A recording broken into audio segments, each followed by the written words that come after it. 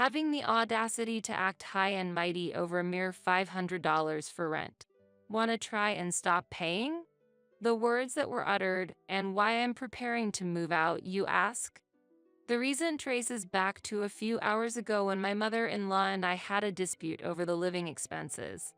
Justin is advancing to junior high school and our expenses are increasing, and I heard my sister-in-law has taken up additional part-time jobs. Could you possibly help with contributing a portion of the rent? However, my mother-in-law didn't take my job seriously. She even went as far as to belittle it, saying drawing pictures was merely some sort of playing around. If you don't want to pay, you might as well leave the house. That was the moment I had been waiting for. Finally, the time had come. I quietly stood up, said nothing, and walked to my room. Later, my sister-in-law came in and taunted, "If you're so smart, why not stop the payments then? If that's what they want, I can do that. Sure, I'll stop." And with that, I left the house with a smile. I vowed to clear the resentment of the past 13 years. My name is Gina Manning. At 42, I work from home as a freelance designer. I currently live with my in-laws, have a 13-year-old son, and my husband Robert is stationed abroad. We met in college. Although we were classmates in university and had attended the same high school, we hardly interacted or conversed until we joined the same club in university. The reason was that I had been a student in an integrated course that spans from middle to high school for 6 years, while Robert had joined a regular course upon entering high school. While I was always in A class, Robert was in B class or lower, so we had little to no contact. However, we ended up at the same university and club by chance, and this was the beginning of a friendship. Robert and I got along well, and at 28, we decided to get married. Our life together was modest but peaceful and enjoyable, until suddenly our fate took a different turn. At 29, a year after our marriage, we began living with my in-laws. Reason was due to my father-in-law falling ill and no longer being able to work, requiring care. My mother-in-law was always devoted to household chores, and it seems my sister-in-law, Sarah, was supporting herself with part-time jobs. At that time, Robert earnestly asked for my support, kneeling. "I can't handle this alone. I know it's a burden to you, but please, I need your help." I couldn't refuse such a request. When he proposed, his family warmly welcomed me, and I never felt uncomfortable.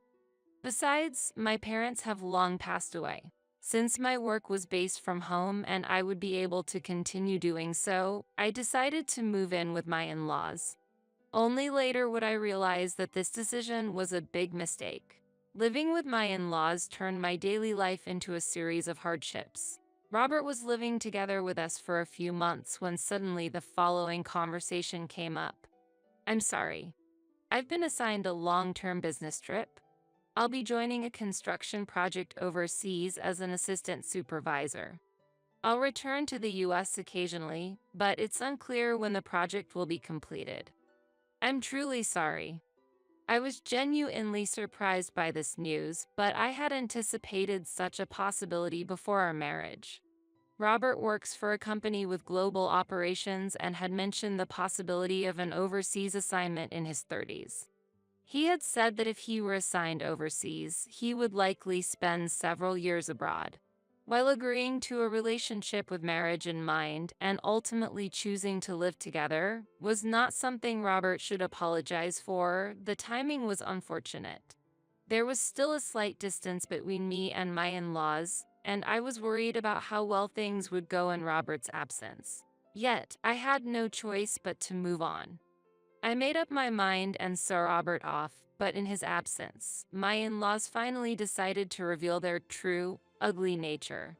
"Gina, please take care of this."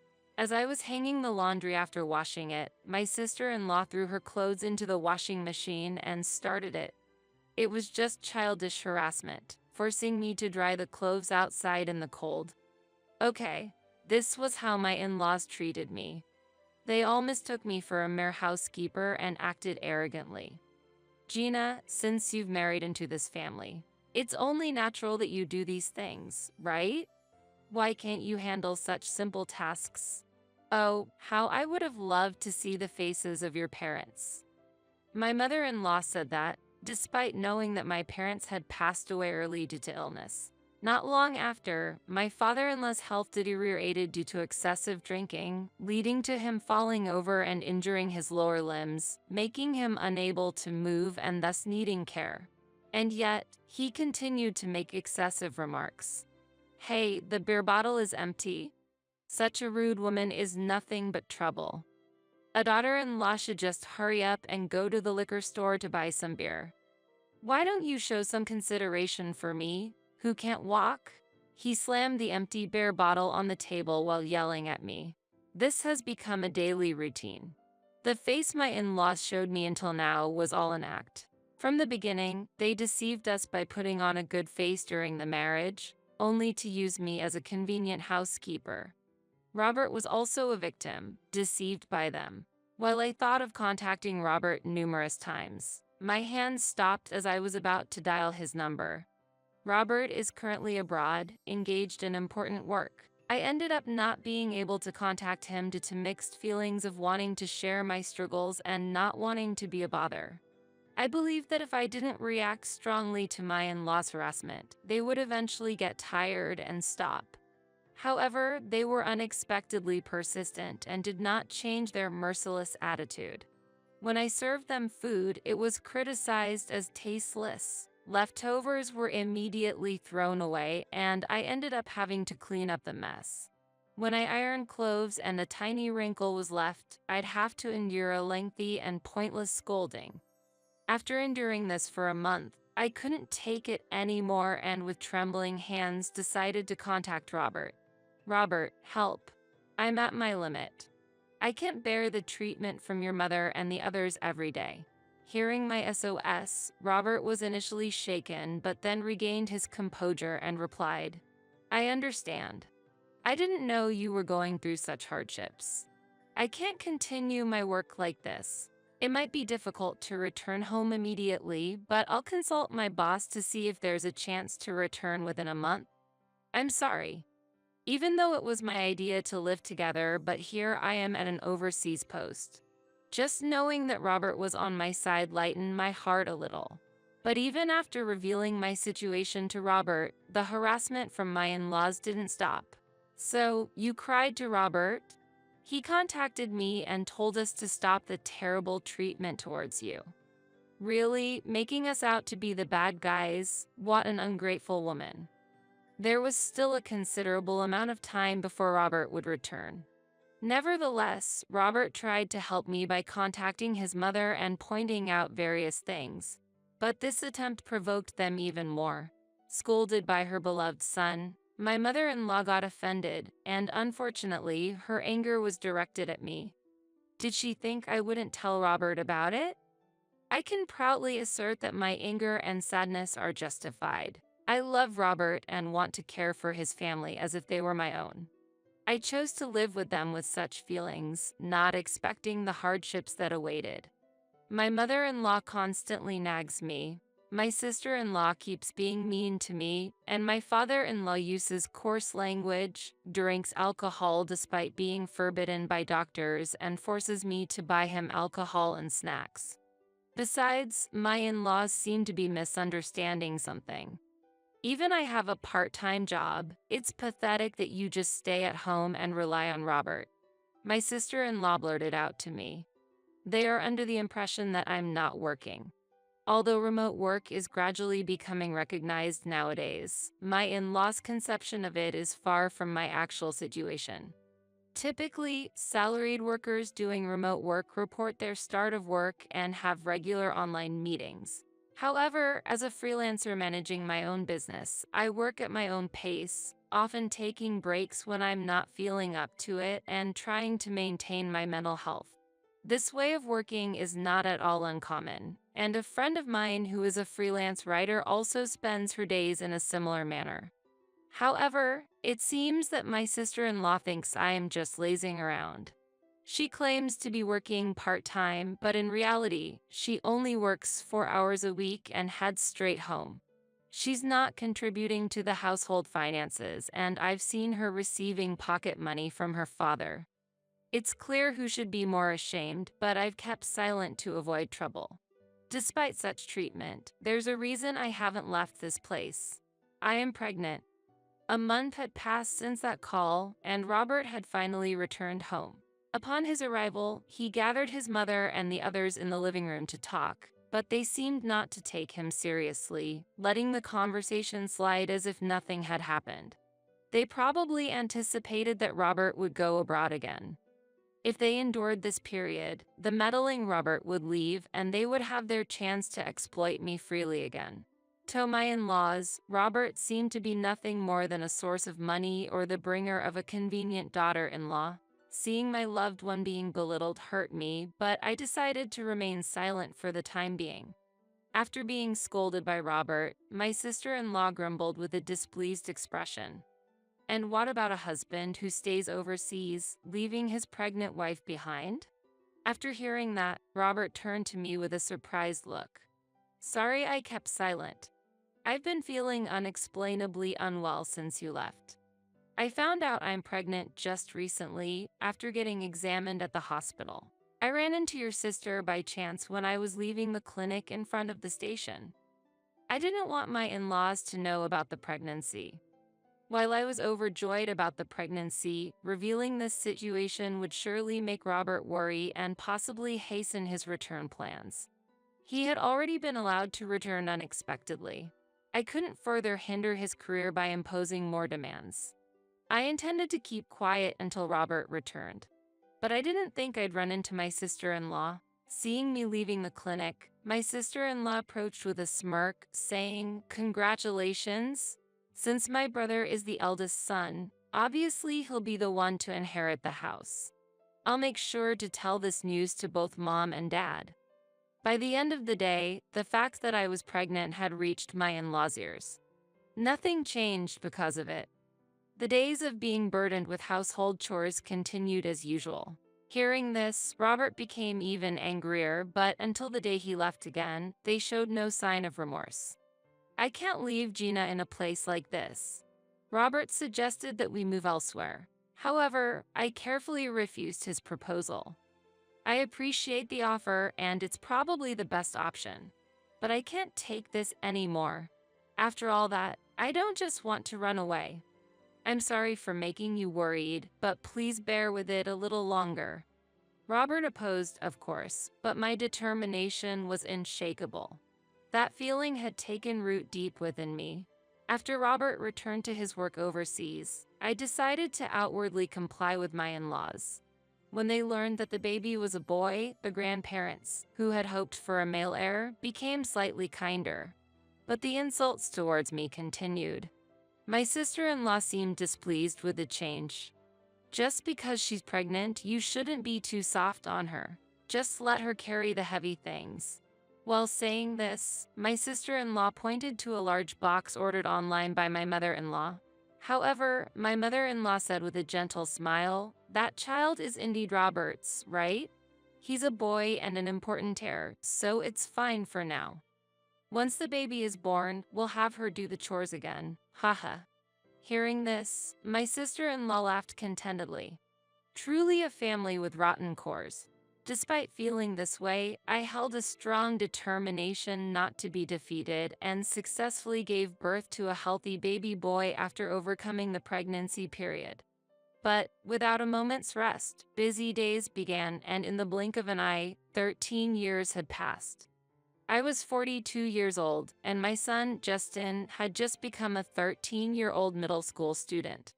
Robert had been coming back to the US occasionally, but recently it was finally decided that he would return to the US for good after completing his assignment. At last, I decided to put into action the plan I had been cooking up for years. As I was preparing to leave the house by packing my things, I was approached from behind. Turning around, I saw my mother and sister-in-law still wearing their disdainful smiles, looking down on me. Out of nowhere, they uttered these words. "Having the audacity to act high and mighty over a mere $500 for rent. Want to try and refuse the payment?" Why they said this and why I am now preparing to leave the house trace back to a few hours earlier, when my mother-in-law and I had a disagreement over rent. Justin has started middle school, and our expenses have increased. I heard that Sarah also started working more part-time jobs. Could you help by contributing a portion of the rent? Justin is my son's name.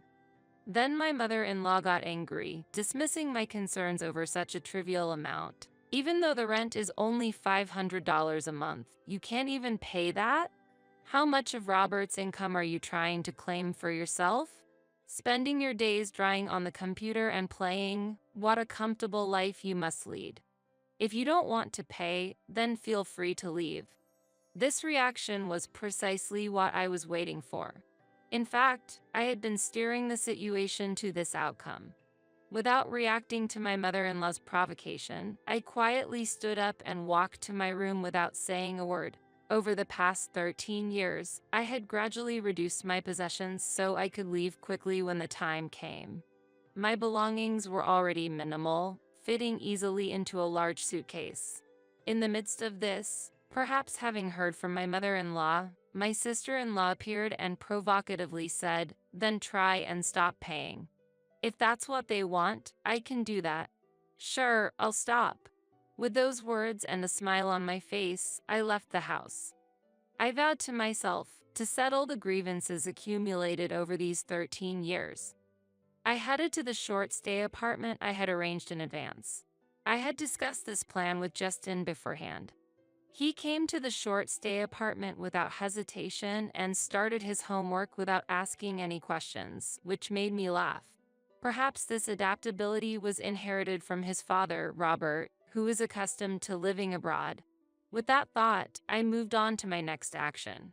As my sister-in-law provocatively suggested, I contacted each service provider to stop all payments for essential services, including electricity and water. Learning that the services would be unavailable from the next day, I quietly celebrated this small victory. Unknown to my in-laws, I had been covering all the utility expenses for the house. The contracts were in my name.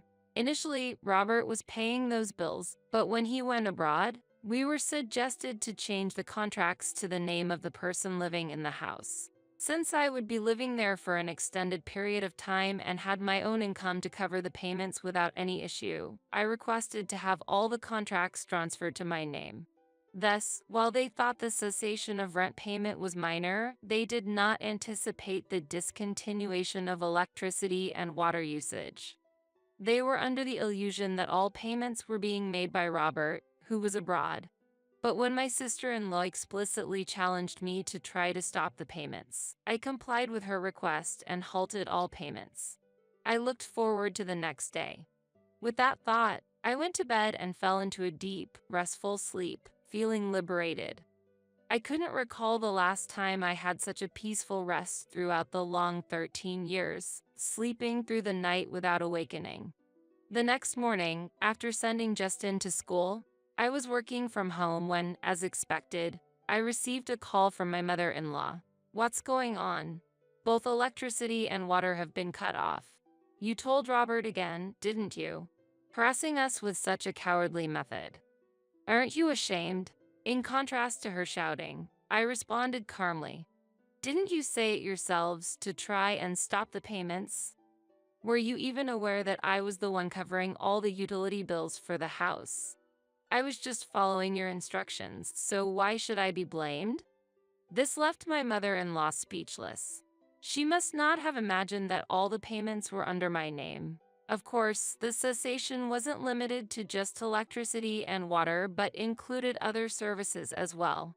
I had already contacted the gas company, and since I was no longer using the residence, I requested that they bill the in-laws living there for the rent. They should be receiving a call from the real estate agent soon.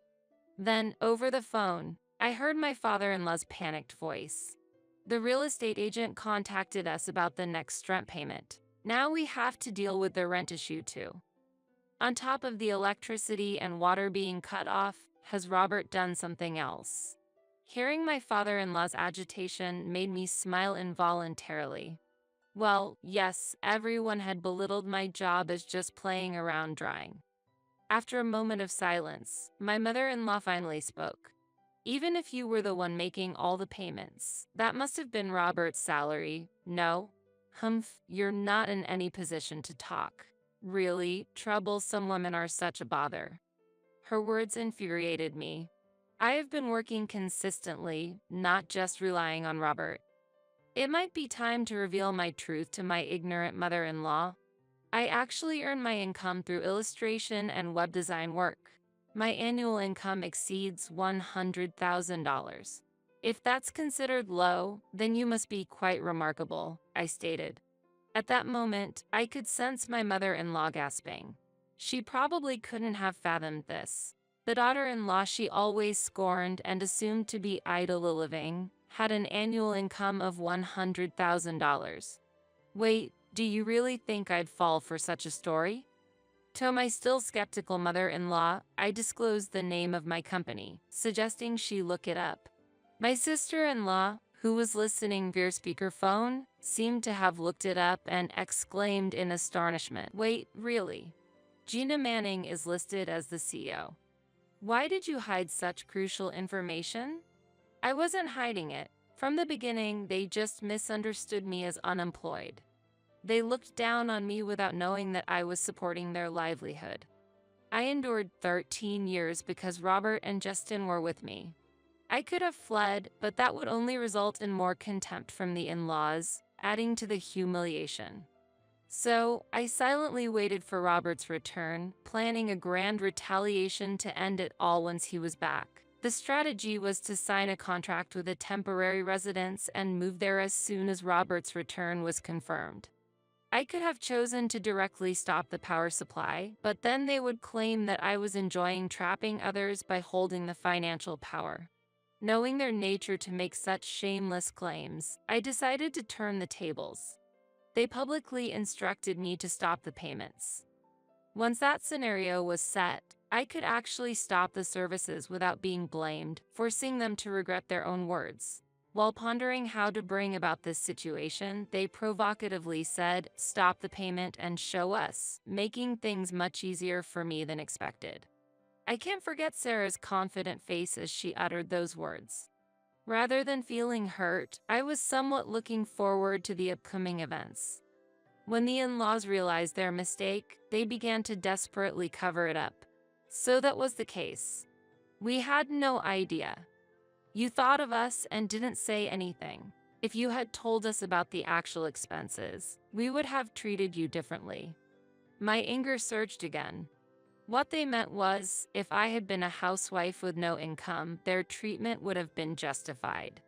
That's unacceptable. Without an apology and making irrelevant excuses to protect their pride, my anger towards my mother-in-law only grew. No need for such excuses. As Sarah suggested, I have stopped all payments. Moreover, I have no intention of returning to you. Robert, Justin, and I will start a new life. I can no longer be within laws that fail to understand, so please handle things on your own from now on. With that, I ended the call. Despite receiving multiple calls from my in-laws, I felt no inclination to respond and blocked them. The constant ringing of the phone ceased, and the silence that followed was immensely liberating. All that was left was to await Robert's return and plan our next steps. I looked forward to that time while enjoying a moment of peace. Finally, the moment arrived, and Robert returned. His skin, darkened from working outdoors, contrasted with his bright white smile, though his eyes were sharp. "Sorry for the long wait." "Let's go," Robert said. I nodded immediately, and we drove towards the in-laws' house. Upon ringing the doorbell, my mother-in-law appeared with a vacant expression. Her skin was rough, her hair unkempt, and her roots were visibly untreated, indicating a long absence from the salon. When I was providing financial support, she lived comfortably, but now, without a job, she depended on her daughter, who was a part-time worker. This was exactly what I had intended. People accustomed to living on someone else's dime don't easily adjust their sense of money. For my in-laws, who had been comfortable for 13 years, this new reality must have been painful. Gradually, my mother-in-law raised her head and looked at us intently. At that moment, it seemed as if a light returned to her eyes as she stared at us. I asked her why she was in such a state. Suddenly, she erupted in anger. "It's all your fault. You kept earning quietly, deceiving us, didn't you? How insolent. Ever since you left, our income stopped and the expenses soared, with me having to take care of father. Sarah is just loafing around, useless. Why do we have such ungrateful children? It's infuriating." She refused to admit her failures, maintaining her stubbornness. Her pride was indeed like a high mountain. As I harbored these thoughts, Robert quickly countered. "Let me return those words to you. It's your belief that serving parents is a child's duty that's wrong." I repeatedly pointed out Sarah's choice to be a part-time worker, didn't I? But every time you and father dismissed it, saying a woman just needs to marry. This led to a person who, even past 40, can secure a stable job and lazes around at home. At Robert's rebuttal, my mother-in-law was speechless, merely trembling and unable to respond. She was skilled at deflecting blame onto others, always scheming how to escape criticism. Seeing my sister-in-law behave this way, it felt like the apple didn't fall far from the tree. The argument at the doorstep lasted a while until my mother-in-law's phone rang. After smacking her lips, she checked the display when her face became pale. The call seemed to be from the police. Sarah was caught dining and dashing and is now in police custody. They want someone to pick her up. What on earth is she doing? Currently, only the parents were home, as my sister-in-law had gone out with a friend. She intended to dine at her friend's expense, who had suggested to meet up after a long time. Unaware of my sister-in-law's part-time work situation, the friend expected to split the bill after the meal, which enraged my sister-in-law. She insisted that the one who suggested to meet up should pay. However, it doesn't work like that. Isn't it a basic responsibility of an adult to pay for what you've consumed? They didn't share their meal. My sister-in-law ordered expensive dishes and premium wines, expecting others to cover the cost. Why should anyone else bear that expense? Despite it being her fault, she feigned ignorance and left the restaurant without paying. Caught by the owner, she was promptly reported to the police. Robert and I could only exchange wry smiles at this terrible outcome. My mother-in-law trembled at the amount my sister-in-law had racked up. Drinking wine worth several hundreds of dollars at an Italian restaurant in the afternoon and the total bill exceeding $400? Unbelievable, we don't have that kind of money. For them, $400 was a significant amount. In response to my mother-in-law's pleading gaze, I smirked and firmly stated, "I won't pay." That single sentence completely defeated her, causing her to crumble to the floor. Upon our arrival at the scene, we discovered that my sister-in-law's acquaintance had temporarily covered the bill, and the police had left. Naturally, this friend was now demanding reimbursement from my mother-in-law for my sister-in-law's share. Although I had anticipated some trouble, my mother-in-law quickly withdrew cash from a nearby ATM and handed it directly to my sister-in-law's acquaintance. While I was surprised at how readily she paid, Robert discreetly shared the background story. That person is the daughter of the owner of the company where our father used to work. Sarah only had a handful of close friends, and if you're talking about a middle school classmate, that would be her. She's quite well known locally, and it seems the decision to comply was influenced by the fear of damaging our family's reputation. Looking at my mother-in-law again, I saw her repeatedly apologizing to my sister-in-law's friend in a pitiful manner. My sister-in-law's acquaintance offered a word of advice and then left, swishing her long hair. It was clear that my mother-in-law's attitude, born out of fear for the family's reputation, might cause my sister-in-law's few remaining friends to distance themselves. My sister-in-law, having been scolded by the shop owner, appeared before us and was shocked to see us. "Why are you here?" she exclaimed, covering her face and starting to cry. Her disheveled appearance, a stark contrast to her past focus on beauty, must have been an embarrassing moment for her. Witnessing my sister-in-law, who once looked down on me, fall so low brought a sense of relief to me. Robert seemed to share this sentiment, giving her a cold look. Overwhelmed by his gaze, my sister-in-law eventually broke down crying, unconcerned with the onlookers. Yet, I felt skeptical about her crying. After all, she had just attempted to evade paying for her meal and then had her mother settle it instead. My sister-in-law had always been conscious of others' opinions, especially about her appearance, spending her income not on the household but on dubious supplements and odd mirrors from shady salons, resulting in wasteful expenses. Ultimately realizing their mistakes, both my mother and sister-in-law apologized and kneeled in front of us. "We're sorry, it was our fault. We won't harass Jean again. Please come back." Their plea was sincere. For my prideful mother-in-law to kneel for an apology, the situation must truly have been dire. However, my sister-in-law stubbornly refused to apologize, maintaining her stance. "I'm not at fault. I won't give in like my mother, so I definitely won't apologize." It was neither I nor Robert who showed anger at these words, but my mother-in-law herself. "I've had enough. Don't ever come back to this house. With this $400, our ties are severed. If you had worked properly or gotten married, this wouldn't have happened." In a fit of rage, my mother-in-law lashed out at my sister-in-law.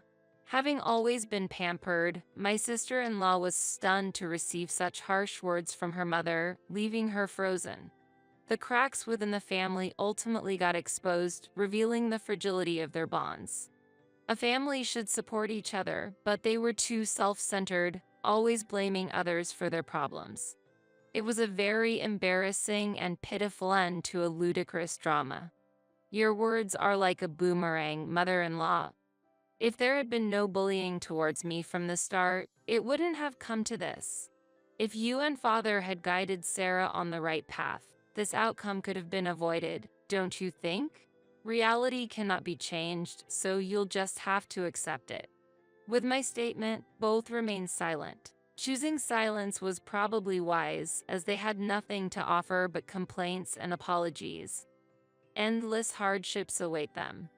I endured it for 13 years, but I couldn't have done it without a supportive family.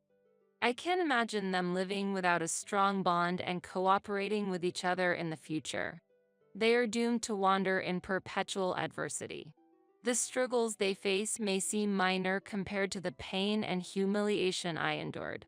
Hopefully, their future hardships will make them realize their foolishness. My mother-in-law has apparently started a part-time job out of financial necessity. However, past deeds aren't easily undone. My father-in-law fell again. The reason was clear. He continued to consume alcohol despite the doctor's warnings. The result of continuously purchasing cheap alcohol was a deterioration to his health, leading to a long-term hospital stay. As my father-in-law complained about the bland hospital food, my mother-in-law had a myriad of other concerns and was extremely anxious. She had hoped that he would stay at home and rest, given his inability to work due to his leg condition. However, the medical expenses for his surgery and hospitalization heavily burdened the family's finances. Angry, my mother-in-law used up all the savings my father-in-law had hidden. Discovering this, my father-in-law was furious, leading to an argument that ended with scolding from the neighboring patients in the hospital room. My father-in-law is currently leading a quiet hospital life, spending his days feeling deprived of his freedom. My mother-in-law, working tirelessly to cover medical and living expenses, was dedicated to supporting the family. Despite her iron will, enduring it day after day, the accumulated fatigue led to her collapsing from overwork, ironically resulting in her being hospitalized too.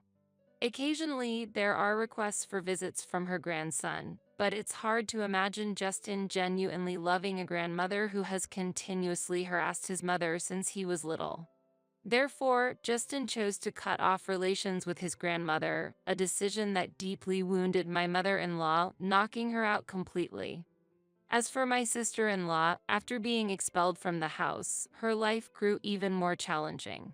She was caught stealing money at her part-time job, leading to her arrest. Far from showing remorse, she defiantly claimed, "I stole because I needed the money," leading to further problems. The amount she stole was substantial, and her repeated offenses came to light, ultimately resulting in a prison sentence. We couldn't help but offer a wry smile at this typical ending for my sister-in-law, hoping that one day she would regret her actions. Our family has purchased a high-rise apartment and started a new life. Even with our affluence, we strive to live humbly and peacefully, learning from the mistakes of my in-laws and avoiding being arrogant.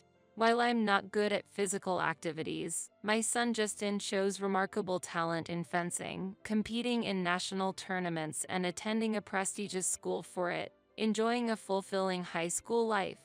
Someday, I might find myself in my mother-in-law's position when Justin brings home a bride. When that time comes, I aspire to be a kind and supportive mother-in-law, never interfering unnecessarily but always ready to offer needed help, holding this as my heartfelt wish.